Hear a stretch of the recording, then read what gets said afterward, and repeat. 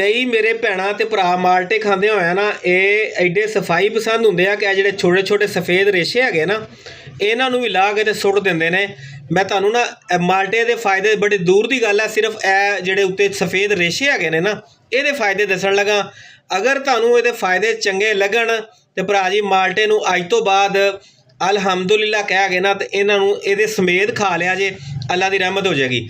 ਇਹ ਸਿਰਫ ਸਫੇਦ ਰੇਸ਼ੇ ਜਿਹੜੇ ਨੇ ਜਨਾਬ ਕਬਜ਼ ਕੁਸ਼ਾ ਹੁੰਦੇ ਜੇ, ਫਾਈਬਰ ਦੀ ਮਕਦਾਰ ਬਹੁਤ ਜ਼ਿਆਦਾ ਹੁੰਦੀ ਇਹਨਾਂ ਦੇ ਵਿੱਚ। ਮੇਰੇ ਉਹ ਭਰਾ ਜਿਹੜੇ ਕਬਜ਼ ਦੇ ਵਿੱਚ ਫਸੇ ਹੋਏ ਨੇ ਭੈਣਾਂ ਭਰਾ ਇਹਨੂੰ ਖਾਓ।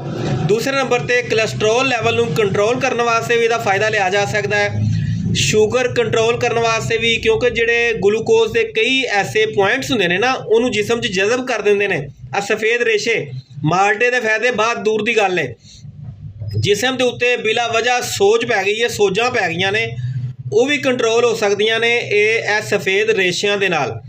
ਵਜ਼ਨ ਘਟਾਉਣ ਵਾਸਤੇ ਮੇਰੇ ਕਈ ਭੈਣਾਂ ਭਰਾ ਕਹਿੰਦੇ ਨੇ ਜੀ ਸਾਡਾ ਢਿੱਡ ਨਹੀਂ ਛੋਟਾ ਹੁੰਦਾ, ਵਜ਼ਨ ਨਹੀਂ ਘਟਦਾ, ਇਹਨੂੰ ਇਹਦੇ ਸਮੇਤ ਖਾਓ। ਬਹੁਤੇ ਸਫਾਈ ਪਸੰਦ ਨਾ ਬਣੋ, ਇਹ ਸਫਾਈ ਪਸੰਦ ਇਸ ਚੀਜ਼ ਦੀ ਨਹੀਂ ਹੁੰਦੀ।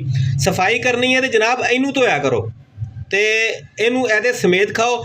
ਇਸ ਤੋਂ ਇਲਾਵਾ ਮੇਰੇ ਉਹ ਭੈਣਾਂ ਭਰਾ ਜਿਨ੍ਹਾਂ ਦਾ ਬਲੱਡ ਪ੍ਰੈਸ਼ਰ ਵੱਧਦਾ ਹੈ ਉਹ ਵੀ ਅਗਰ ਇਹ ਸਫੇਦ ਰੇਸ਼ੇ ਜਿਹੜੇ ਨੇ ਇਹਦੇ ਸਮੇਤ ਖਾਣ ਤੇ ਅੱਲਾ ਦੀ ਰਹਿਮਤ ਦੇ ਨਾਲ ਉਹਨਾਂ ਦਾ ਬਲੱਡ ਪ੍ਰੈਸ਼ਰ ਕੰਟਰੋਲ ਰਹੇਗਾ।